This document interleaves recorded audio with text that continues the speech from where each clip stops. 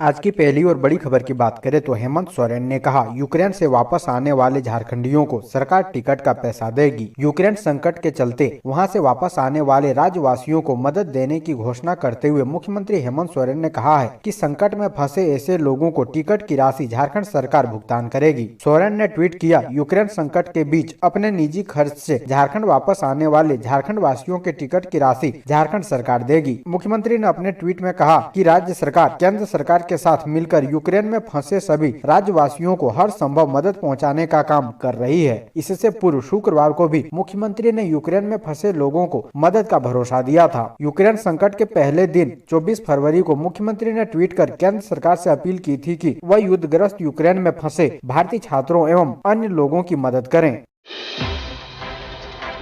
अगली बड़ी खबर की बात करें तो 7वीं जेपीएससी पीटी रिजल्ट का मामला फिर से हाईकोर्ट में, परिणाम रद्द करने की मांग। झारखंड लोक सेवा आयोग की 7वीं संयुक्त सिविल सेवा प्रारंभिक परीक्षा 2021 के रिजल्ट का मामला एक बार फिर हाईकोर्ट में पहुंच गया है। प्रारंभिक परीक्षा के संशोधित परिणाम के खिलाफ झारखंड हाईकोर्ट में याचिका दायर की गई है। याचिका कैलाश प्रसाद सहित 9 अभ्यर्थियों की तरफ से दायर की गई है, जिसमें कहा गया है कि पीटी रिजल्ट में जनरल कैटेगरी के लिए 15 गुना परिणाम जारी करना जरूरी नहीं था। ऐसा करना परीक्षा नियमावली 2021 का उल्लंघन है। वहीं याचिका में रिजल्ट को रद्द करने की मांग करते हुए यह भी कहा गया है कि पूर्व के रिजल्ट में दिव्यांग उम्मीदवारों के लिए कट ऑफ जारी किया गया था, लेकिन संशोधित रिजल्ट में कोई कट ऑफ जारी नहीं किया गया है। बता दें कि रिवाइज्ड रिजल्ट में कई उम्मीदवारों को असफल घोषित किया गया है, जो पिछले परिणाम में सफल घोषित किए गए थे। उनमें से 9 अभ्यर्थियों ने अब हाईकोर्ट का दरवाजा खटखटाया है। अगली बड़ी खबर की बात करें तो केंद्रीय विद्यालय में अनुबंध शिक्षकों का साक्षात्कार शुरू। शैक्षणिक सत्र 2022-23 के लिए केंद्रीय विद्यालय नंबर 1 विनोद नगर धनबाद में शनिवार को अनुबंध के आधार पर शिक्षकों की नियुक्ति के लिए साक्षात्कार की प्रक्रिया शुरू हुई। स्कूल परिसर में शिक्षक अभ्यर्थियों की भीड़ जुटी रही। रविवार को स्नातकोत्तर शिक्षक हिंदी, अंग्रेजी, भूगोल व वाणिज्य विषय तथा प्रशिक्षित स्नातक शिक्षक के लिए साक्षात्कार की प्रक्रिया पूरी होगी। इसके लिए केंद्रीय विद्यालय धनबाद की ओर से विस्तृत निर्देश जारी किया जा चुका है। अगली बड़ी खबर की बात करें तो कोरोना संक्रमण के बावजूद झारखंड के लोगों की आय बढ़ी। राज्य की डीजीपी में इस सेक्टर का ग्रोथ सबसे ज्यादा। झारखंड में कोरोना संक्रमण के बावजूद लोगों की आय बढ़ी है। झारखंड में प्रति व्यक्ति आय का आकलन वर्ष 2011-12 में 41,254 रुपये किया गया था। अब वह कोरोना संक्रमण काल के बाद भी वर्ष 2020-21 में 30% वृद्धि दर के साथ 53,489 रुपये निर्धारित हुई है। वहीं राज्य के जीडीपी में टेरेस्ट्री सेक्टर में सेक्टोरल ग्रोथ भी पिछले साल की तुलना में 39.76% आंकी गई है। यह आंकड़ा गुरुवार को जारी झारखंड ए स्टैटिकल प्रोफाइल 2020 के अनुसार है।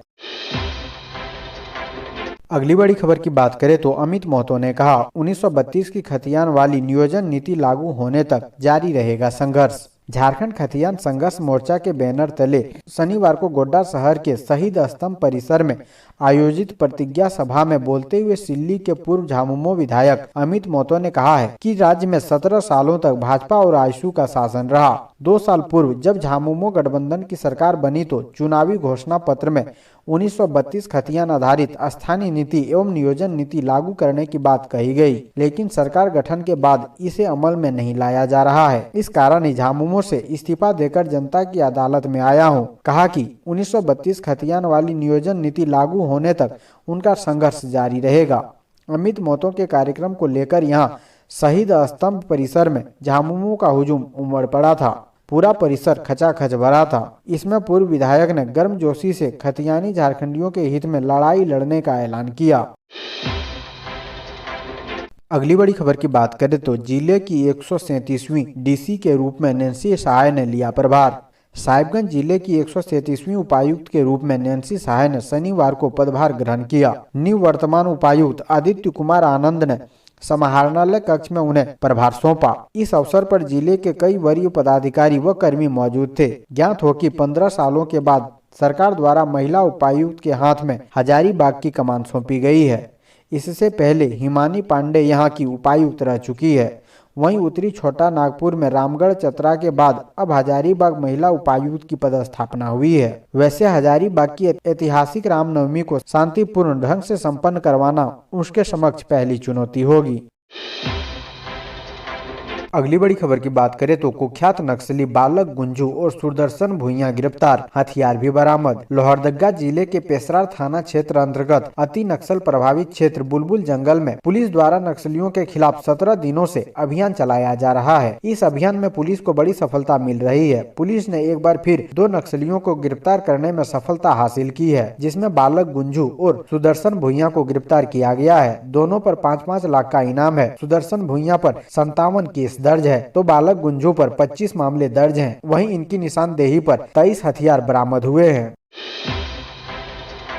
अगली बड़ी खबर की बात करें तो झारखंड एसएससी ने 500 से अधिक पदों पर निकाली भर्तियां, जाने आवेदन की पूरी प्रक्रिया। सरकारी नौकरी की चाहत रखने वाले उम्मीदवारों के लिए खुशखबरी सामने आई है। झारखंड कर्मचारी चयन आयोग एक्साइज कांस्टेबल के रिक्त पदों पर भर्ती के लिए नोटिफिकेशन जारी कर दिया है। इन पदों के लिए ऑनलाइन आवेदन की प्रक्रिया भी शुरू हो गई है। जिन उम्मीदवारों को इस भर्ती में शामिल होने की इच्छा है वो अपना आवेदन झारखंड कर्मचारी चयन आयोग की आधिकारिक वेबसाइट jssc.onlinereg.in पर जाकर कर सकते हैं।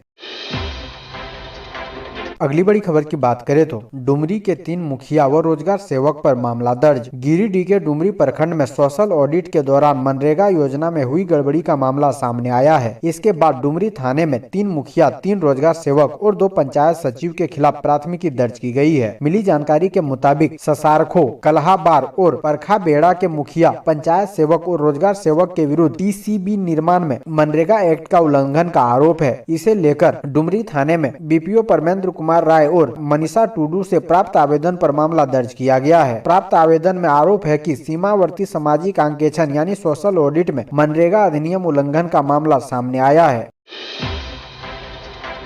अगली बड़ी खबर की बात करें तो लोहरदगा में शिक्षकों का 4 दिवसीय प्रशिक्षण समाप्त, बच्चों को आसान भाषा में पढ़ाने की दी गई जानकारी। लोहरदगा के केरो प्रखंड मुख्यालय स्थित डॉक्टर अनुग्रह नारायण उच्च विद्यालय के सभागार में FLN कार्यक्रम के तहत शिक्षकों के बीच 4 दिवसीय प्रशिक्षण का समापन शनिवार को हुआ। प्रशिक्षण के समापन मौके पर शिक्षकों को कई जानकारियाँ दी गयी, जिससे कि वे स्कूली बच्चों को सरल तरीके से पठन पाठन करा सके। नई शिक्षा नीति के तहत प्रशिक्षकों द्वारा मूल्यांकन की विभिन्न विधियां, कार्यपत्रक, समुदाय की सहभागिता, तैयारी, खेल, अभ्यास व समस्या का समाधान करने की जानकारी दी गई। मौके पर मास्टर प्रशिक्षक के रूप में उपस्थित भोला शंकर प्रसाद ने शिक्षकों को बताया कि कक्षा 3, 4 व 5 के बच्चों को नई शिक्षा नीति के तहत बच्चों की किस प्रकार अभ्यास कराना है। नई शिक्षा नीति के तहत बच्चों को किस प्रकार अभ्यास कराना है। उन्होंने कहा कि छोटे बच्चे को नियमित रूप से अभ्यास कराएं ताकि वे किसी भी बात को याद रख सके। अगली बड़ी खबर की बात करें तो कोरोना महामारी का सबसे ज्यादा असर बच्चों की पढ़ाई पर। प्री नर्सरी और नर्सरी के बच्चे तो अभी तक स्कूल का मुंह तक नहीं देख पाए। सरकार और विभाग के निर्णय के साथ ही सरस्वती पूजा के बाद 7 फरवरी 2022 से सभी वर्ग के विद्यार्थी स्कूल पहुंचने लगे हैं। शिक्षक भी अपनी ड्यूटी निभा रहे हैं, मगर सवाल यह है कि आखिर वैश्विक महामारी काल के दौरान बंद रहे स्कूलों के 22 माह की अधूरी और छूटी पढ़ाई कैसे पूरी होगी। महामारी काल में कुछ समय के लिए ऑनलाइन क्लासेस भी हुई, मगर उसकी वास्तविकता क्या है इससे विभागीय अधिकारी, शिक्षक और अभिभावक सभी वाकिफ हैं। ऐसे में सभी यह कहते और चर्चा करते सुने जाते हैं कि वैश्विक महामारी कोरोना से देश की आर्थिक व्यवस्था को कमजोर किया है, वहीं शिक्षा व्यवस्था को पंगु बना दिया है। 15 से 18 वर्ष के विद्यार्थियों का वैक्सीनेशन का लक्ष्य लगभग पूरा कर लिए जाने और बच्चों की इम्यूनिटी शक्ति के बेहतर होने की बात के साथ सभी वर्ग के विद्यार्थी विद्यालय पहुँचने लगे हैं। विद्यालयों में उपस्थिति भी अच्छी देखी जा रही है। अगली बड़ी खबर की बात करें तो साहिबगंज थानेदार रूपा तिर्की केस में वायरल ऑडियो को लेकर पूछताछ पर क्या बोले शंभू नंदन भगत। झारखंड के साहिबगंज के महिला थाना प्रभारी रही रूपा तिर्की की आत्महत्या मामले में रांची के SC/ST थाने में दर्ज मामले को लेकर पाकुड़ निवासी शंभू नंदन भगत से पूछताछ की गई। रांची के DSP प्रवीण कुमार सिंह ने शंभू नंदन भगत से पूछताछ की। उसने बताया कि रूपा तिर्की आत्महत्या मामले में उसके और बड़हरवा SDPO प्रमोद कुमार मिश्रा की फोन पर हुई बातचीत का ऑडियो वायरल होने को लेकर उससे पूछा गया। जिस मोबाइल से बात हुई थी उसकी मांग की गई तो उसने कोर्ट के आदेश पर मोबाइल देने की बात कही। शंभू नंदन भगत ने बताया कि फिलहाल मोबाइल सुरक्षित स्थान पर है, यदि समय दिया जाता है तो संबंधित ऑडियो को CD में और अन्य जानकारियों को लिखित रूप में वह दे सकता है। पूछताछ के दौरान उससे 30 से 35 सवाल पूछे गए। ज्यादातर सवाल उसके और बड़हरवा SDPO प्रमोद कुमार मिश्रा से हुई बातचीत को लेकर थे। इसमें से कुछ सवाल ऐसे थे जिनका तुरंत जवाब देना संभव नहीं था, ऐसे में उसने कहा कि उन्हें कुछ समय दिया जाए ताकि सभी सवालों का जवाब दे सके। अगली बड़ी खबर की बात करें तो सरकारी स्कूलों के निजीकरण का शिक्षक संघ ने किया विरोध। झारखंड प्राथमिक शिक्षक संघ पोटका प्रखंड कमेटी की ओर से सेवानिवृत्त शिक्षक सम्मान समारोह सह वनभोज का आयोजन किया गया। इसमें 2020-21 में सेवानिवृत्त होने वाले शिक्षकों को शॉल ओढ़ाकर सम्मानित किया गया। वहीं दूसरे संगठनों को छोड़कर झारखंड प्राथमिक शिक्षक संघ से प्रभावित होकर दर्जनों शिक्षकों ने झारखंड प्राथमिक शिक्षक संघ का दामन थामा। इस अवसर पर मुख्य अतिथि के तौर पर झारखंड प्राथमिक शिक्षक संघ के प्रदेश महासचिव निखिल मंडल, जिला अध्यक्ष अरुण कुमार सिंह, श्यामल मंडल, कंचन भगत मुख्य रूप से उपस्थित रहे। इस दौरान अपने संबोधन में झारखंड प्राथमिक शिक्षक संघ के प्रदेश महासचिव निखिल मंडल ने कहा कि झारखंड के शिक्षा मंत्री द्वारा सरकारी विद्यालयों के निजीकरण की पुरजोर निंदा शिक्षक संघ करता है, क्योंकि यदि सरकारी विद्यालयों का निजीकरण होता है तो 50% गरीब बच्चे शिक्षा से वंचित हो जाएंगे। दूसरी ओर आकस्मिक निधन हुए शिक्षकों के आत्मा की शांति के लिए 2 मिनट का मौन रखा गया। अगली बड़ी खबर की बात करें तो झारखंड के रूट से होकर गुजरेगी बुलेट ट्रेन, रेल मंत्री ने दिए संकेत। झारखंड वासियों के लिए एक अच्छी खबर सामने आ रही है। बताया जा रहा है कि झारखंड के रूट से होकर बुलेट ट्रेन गुजरेगी, जिसे लेकर झारखंड में हाई स्पीड रेलवे ट्रैक बिछाने और उस पर बुलेट ट्रेन चलाने की तैयारियां भी शुरू कर दी गई है। पूर्व मध्य रेल मुख्यालय से भी रेल मंत्रालय ने इस संबंध में पत्र लिख दिया है। बता दें कि कुछ दिनों पहले राज्यसभा में एक सवाल का जवाब देते हुए रेल मंत्री अश्विनी वैष्णव ने देश के 7 रूट पर बुलेट ट्रेन चलाने की जानकारी दी थी। इसमें वाराणसी से हावड़ा रूट भी शामिल है, जिसे लेकर उच्च स्तरीय बैठक में भी चर्चा की गई। वहीं झारखंड में इसके लिए कोडरमा, हजारीबाग, गिरिडीह, धनबाद के रास्ते हावड़ा का रूट होगा। इससे पहले ये ट्रेन बिहार के सासाराम और गया से गुजरेगी। बताया जा रहा है कि बुलेट ट्रेन के रूट को झारखंड के पारसनाथ से गुजारा जाएगा। अगली बड़ी खबर की बात करें तो नटराज की नगरी देवघर में खुलेगा देश का 8वां सांस्कृतिक केंद्र। भारत के आध्यात्मिक शहर के रूप में मशहूर देवघर को झारखंड की सांस्कृतिक राजधानी के रूप में भी जाना जाता है। संगीत की आदि गुरु भगवान नटराज की इस धरती में कंकड़ कंकड़ में भगवान शंकर का वास है। संगीत सरिता यहाँ अविरल बहती रहती है। नाट्य, नृत्य, झूमर और घेरा यहाँ की संस्कृति में विराजमान है। केंद्र सरकार ने इस मद्देनजर देवघर में देश का 8वां सांस्कृतिक केंद्र देवघर में खोलने का निर्णय लिया है। यह भारत का सब कल्चर सेंटर भी होगा। यह सब सेंटर के जरिए झारखंड की सांस्कृतिक विरासत, यहाँ की कला के माध्यम से कलाकार दुनिया में स्थापित हो पाएंगे। बाबा मंदिर के सरदार पंडा भवप्रीतानंद ओझा रचित झूमर की यात्रा को भी आगे बढ़ाने की यहाँ से मदद मिलेगी। सांसद निशिकांत दुबे ने बताया कि केंद्र सरकार ने देवघर में 8वां सब कल्चर सेंटर खोलने का तोहफा देवघर को दिया है। अब देवघर, संथाल परगना समेत झारखंड के कलाकारों को कोलकाता कल्चर सेंटर नहीं जाना होगा। यहाँ के गायक, नृत्य कलाकार, तबला, गिटार वादकों को यह कह लें कि कला संस्कृति से जुड़े सभी कलाकारों को इस सब कल्चर सेंटर से सीधा लाभ होगा। कलाकारों को देश के साथ साथ विदेश में पहचान बनाने का अवसर मिलेगा।